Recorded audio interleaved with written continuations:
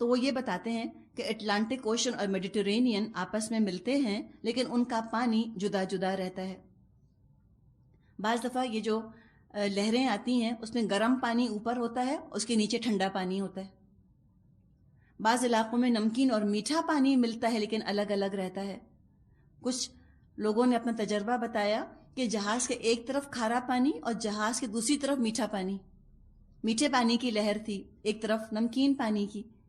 تو یہ سورہ فرقان میں بھی ہم نے مضمون پڑھا تھا، یہاں بھی اس کا اعادہ کیا گیا اور پوچھا گیا فَبِأَيِّ آلَاءِ رَبِّكُمَا تُكَذِّبَانِ، بس اے جن و انس تم اپنے رب کی قدرت کے کن کن کرشموں کو جھٹلاؤ گے۔ یہ فَبِأَيِّ آلَاءِ رَبِّكُمَا تُكَذِّبَانِ سورہ رحمان میں 31 دفعہ 31 ٹائمز یہ آیت دہرائی گئی ہے۔ یخرج منہما اللؤلؤ والمرجان فَبِأَيِّ آلَاءِ رَبِّكُمَا تُكَذِّبَانِ، ان سمندروں سے موتی اور مونگے نکلتے ہیں، بس اے جن اور انس تم اپنے رب کی قدرت کے کن کن کمالات کو جھٹلاؤ گے۔ لؤلؤ، اس کے بارے میں ہم پہلے بات کر چکے ہیں، مطلب ہے چمکدار ہونا۔ اس کا رباعی مادہ ہے لام حمزہ لام حمزہ۔ آئسٹرز کے اندر پرلز بنتے ہیں۔ سیپ کے اندر کوئی ذرہ چلا جائے، کوئی سینڈ پارٹیکل چلا جائے یا کوئی اور چیز چلی جائے، امپیورٹی، تو کیا ہوتا ہے کہ جو آئسٹر ہوتا ہے اس کے اندر جو مولسک ہوتا ہے اس کو یہ چیز اریٹیٹ کرتی ہے۔ تو اپنے اریٹیشن کو دور کرنے کے لیے وہ اس کے گرد جو ہے وہ سفید رنگ کا ایک سیکریشن نکالتا ہے منہ سے، اس کو لپیٹنا شروع کرتا ہے۔ یعنی کیا ہوا، اس کی زندگی میں ایک اریٹیشن پیدا ہو گیا اور اس نے کیا کیا، اس اریٹیشن کو ایک انمول موتی بنا دیا۔ کتنے سبق ہیں ہمارے لیے۔ بعض چیز ہمیں اتنی بری لگتی ہیں، ہم چاہیں تو کتنا قیمتی بنا سکتے ہیں اپنی مصیبتوں، اپنے آزمائشوں کو ہم۔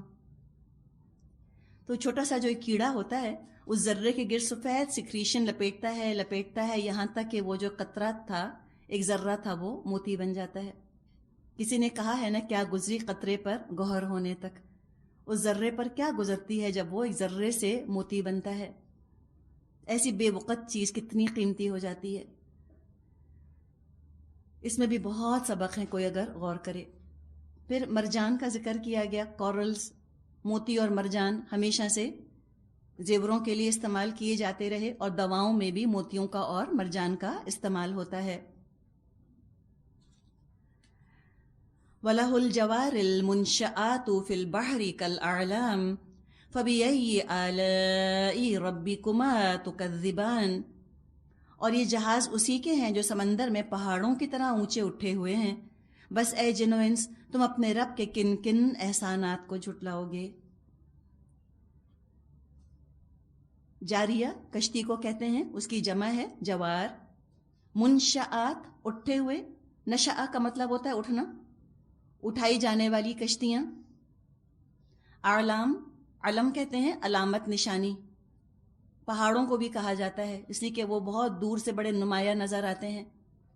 سمجھیں کہ ایک طرح کی بادبانی کشتی کا سا بھی تصور آ رہا ہے، اور دوسرے یہ جو جہاز ہیں یہ پہاڑوں کے ٹکڑوں کی طرح تیرتے لگتے ہیں نا، ٹنوں ٹنوں وزنی جہاز ہوتے ہیں اور ایسے سطح سمندر پر تیر رہے ہوتے ہیں۔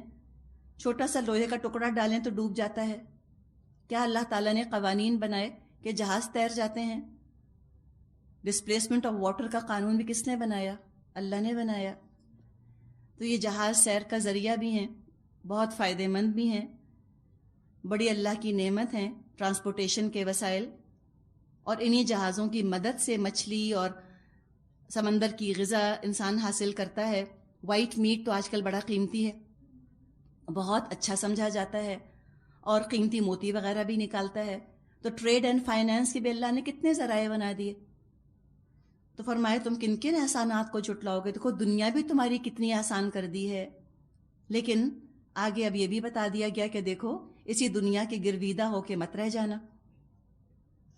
رکوع نمبر 2 آیت 26 میں فرمایا، ریمائنڈر ہے، کل من علیہا فان، ہر چیز جو اس زمین پر ہے فنا ہونے والی ہے، سب ختم ہو جائے گا، سب مٹ جائے گا۔ وَيَبْقَى وَجْهُ رَبِّكَ ذُو الْجَلَالِ وَالْإِكْرَامِ، اور صرف تیرے رب کی جلیل اور کریم ذات ہی باقی رہنے والی ہے۔ جتنی زمین کی مخلوق ہے سب ختم ہو جائے گی، رب کی ذات باقی رہے گی۔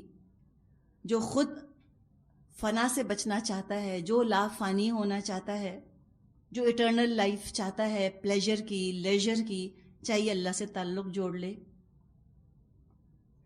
ذوالجلال والاکرام اللہ کی صفات ہیں، اور ان کو جب انسان بڑھتا ہے اور پھر دعا مانگتا ہے، ان کو ذریعہ بنا کر تو بھی دعاؤں کی قبولیت کے امکانات بڑھ جاتے ہیں۔ تو کبھی آپ کو کوئی دعا کرنی ہے تو آپ دعا کریں یا ذا الجلال والاکرام، اے جلال والے، اکرام والے۔ دنیا کی حقیقت بہت سی احادیث میں بھی ہمیں بتائی گئی ہیں۔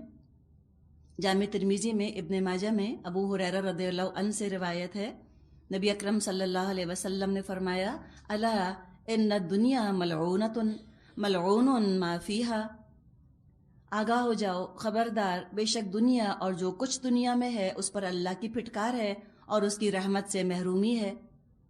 الا ذکر اللہ، سوائے اللہ کی یاد کے، وما والاہ، اور ان چیزوں کے جن کا تعلق اللہ سے ہے، وعالم او متعلم، اور سوائے عالم اور متعلم کے۔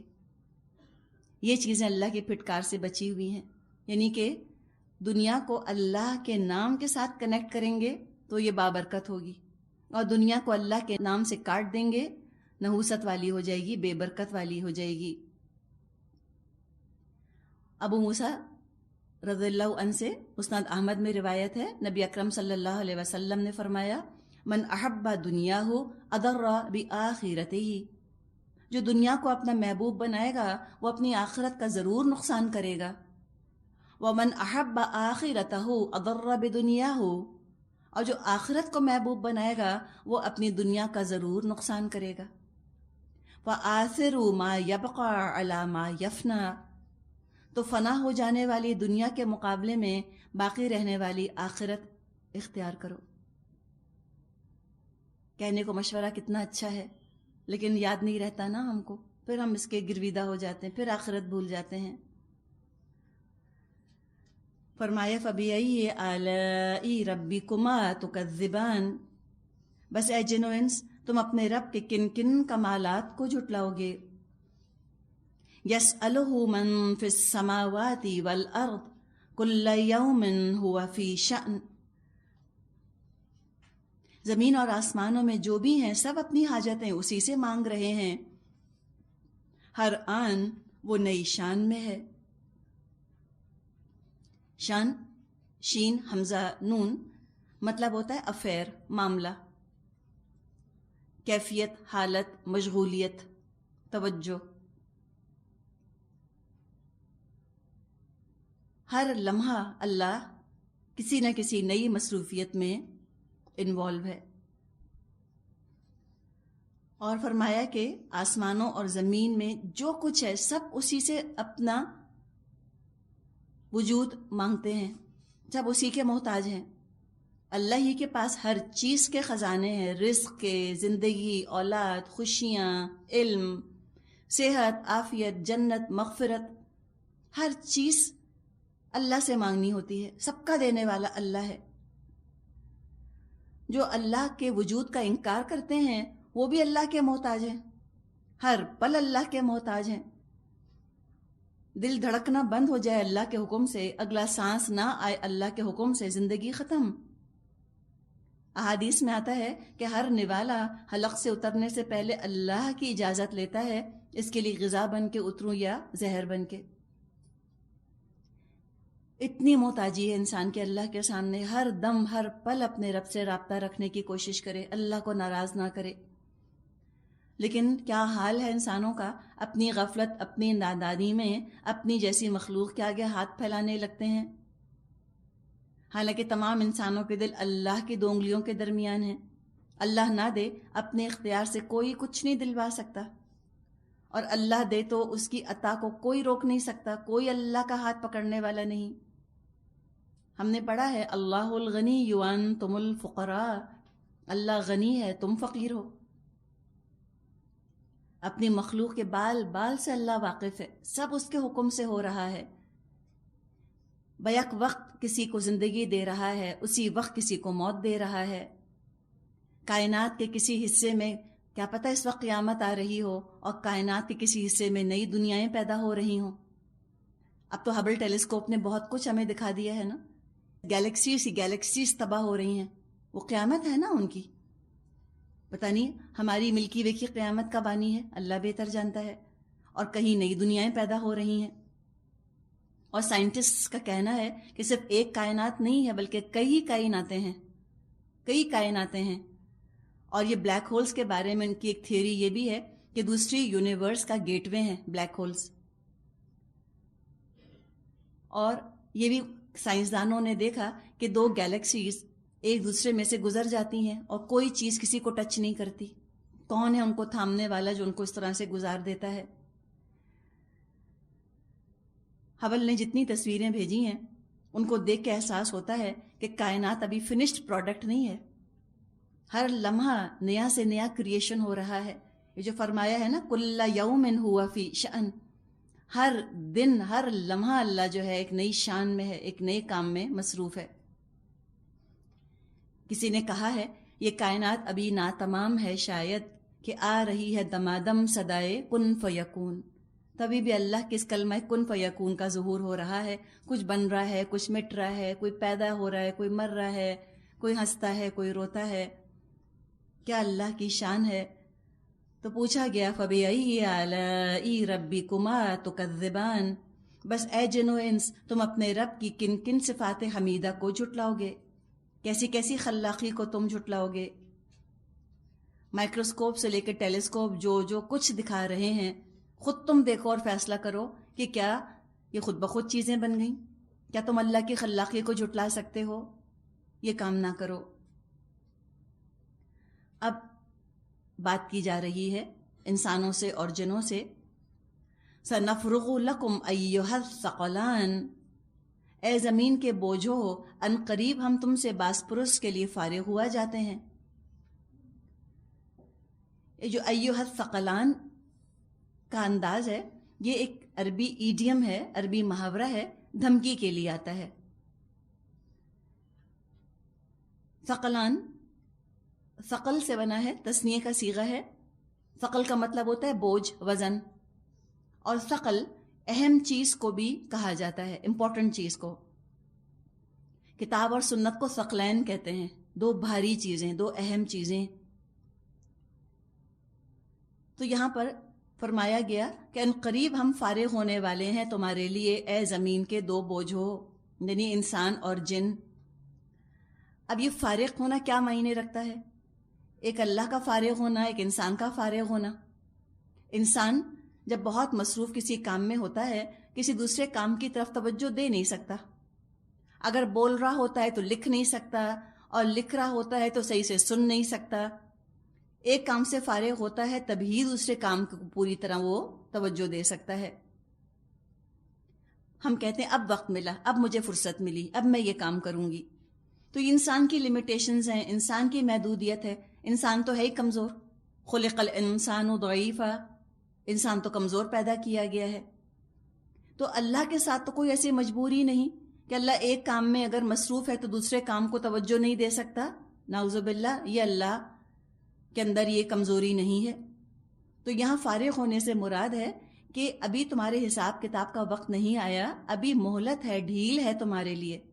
ان قریب جزا سزا کا دن آ جائے گا، ان قریب وہ وقت آ جائے گا جب تم سے حساب کتاب لیا جائے گا.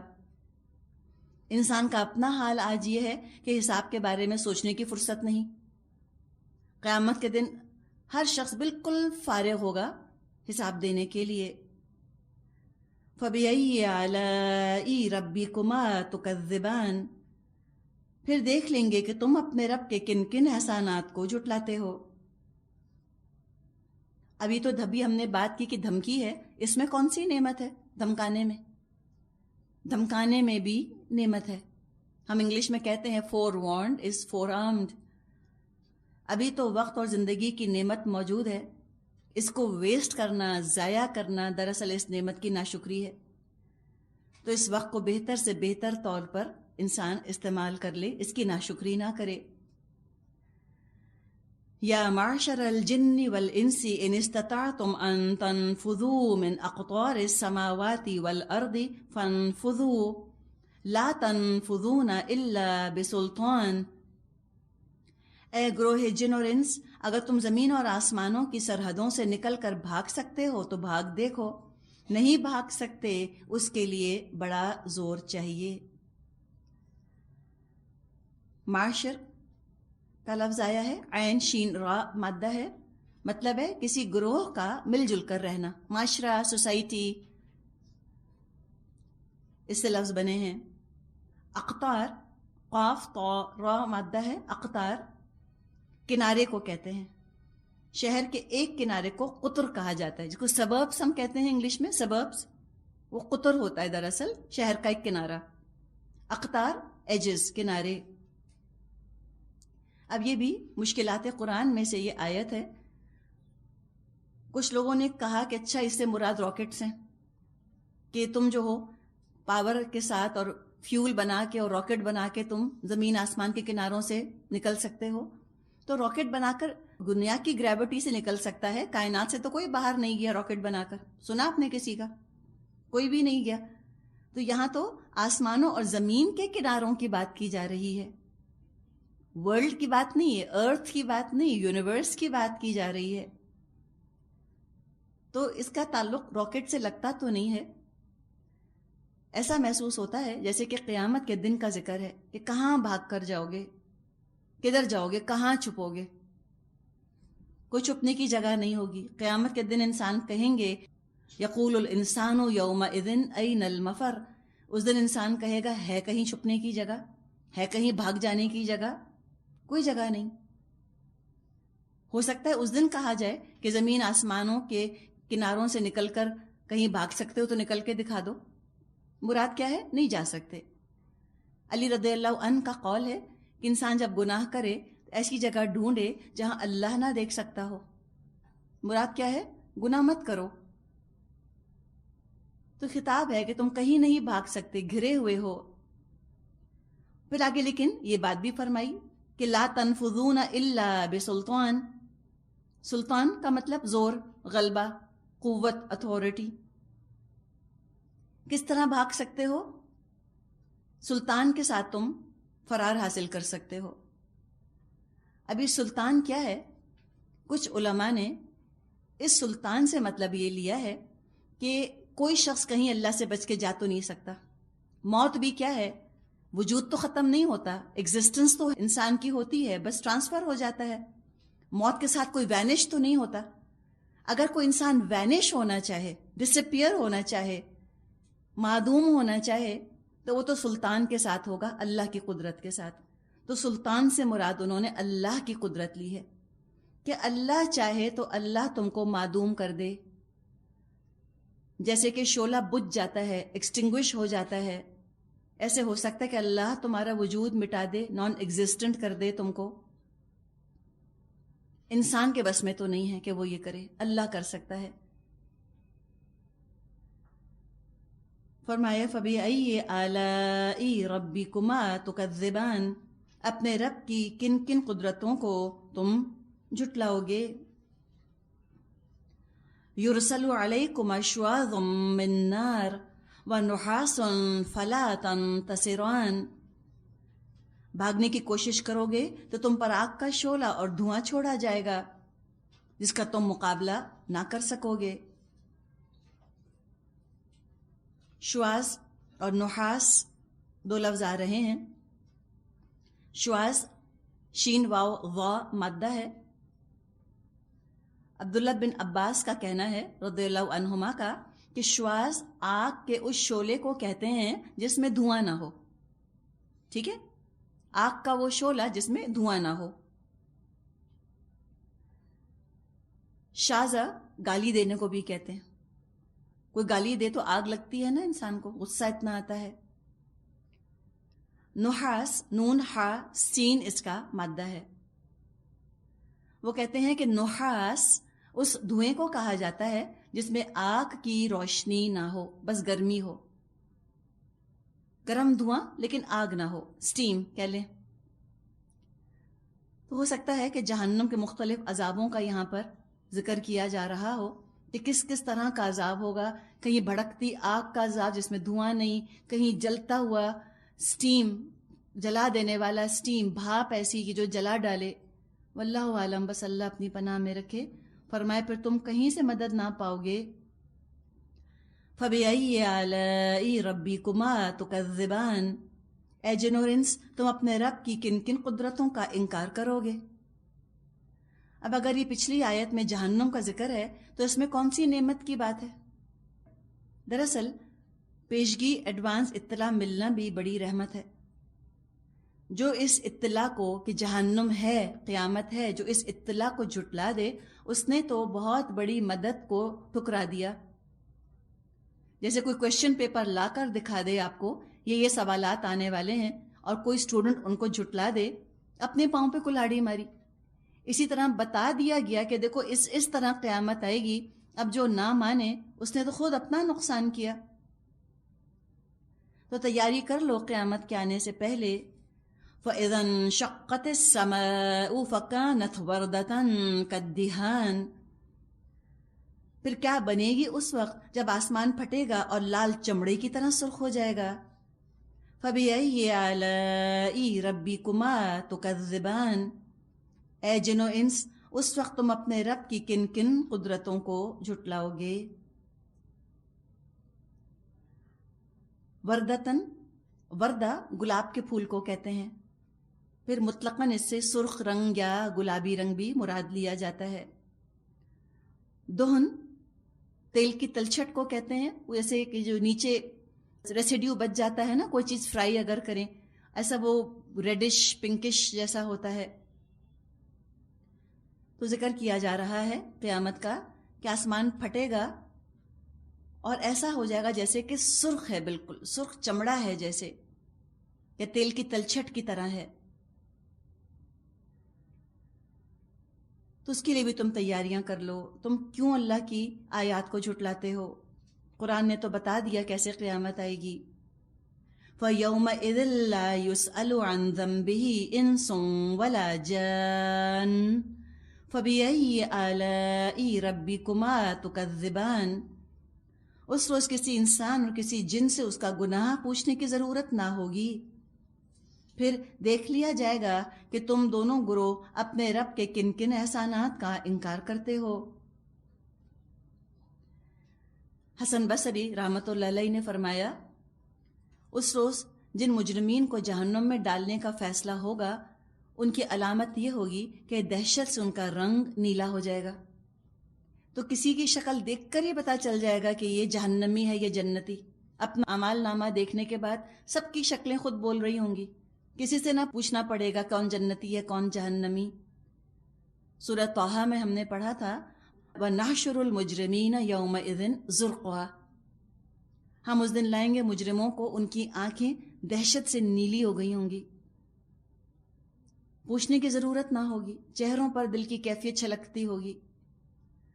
اور اس کے برعکس ہم پڑھیں گے انشاءاللہ سورہ عبس میں وجوہ یومئذ مسفرۃ ضاحکۃ مستبشرہ، کچھ چہرے اس روز دمک رہے ہوں گے، حشاش بشاش، خوش و خرم ہوں گے. سب پتہ چل جائے گا. دنیا میں تو ہم کہتے ہیں نا کہ face is the index of mind, آخرت میں تو face is the index of deeds بن جائے گا. اعمال کا عکس چہروں پر پڑ رہا ہوگا. صحابہ اتنا ڈرا کرتے تھے جہنم سے، اتنا ڈرا کرتے تھے. حسن بصری اور عمر بن عبد العزیز رحمۃ اللہ علیہ کے بارے میں لوگ کہتے ہیں کہ وہ اتنا روتے تھے جہنم کے ڈر سے کہ لگتا تھا کہ جہنم کے لیے حسن بصری اور عمر کے علاوہ کوئی پیدا ہی نہیں ہوا. یہ سمجھتے تھے کہ بس ہم ہی ڈالے جائیں گے. اور ہم کتنے لاپرواہ ہیں نا، ہم کہتے ہیں ہم نے کیا ہی کیا ہم جہنم میں جائیں گے. تو یہ لاپرواہی یہی کہیں تباہ نہ کروا دے.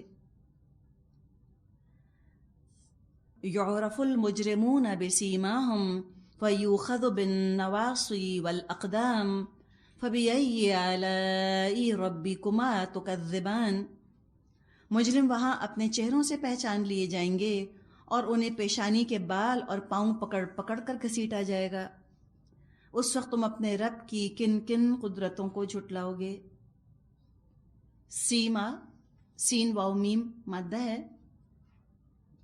ایسا نشان جو چہرے پر ظاہر ہو، جس کی ابھی ہم نے بات کی نا۔ مجرم تو چہروں سے پہچان لیے جائیں گے، ان کو پیشانیوں سے پاؤں سے پکڑ کے گھسیٹ گھسیٹ کے ڈالا جا رہا ہوگا جہنم کے اندر۔ اللہ تعالیٰ نے سب بتا دیا، اس انجام سے بچنے کا طریقہ بتا دیا، قرآن کی آیات موجود ہیں۔ کیوں جھٹلاتے ہیں اللہ کی آیات کو؟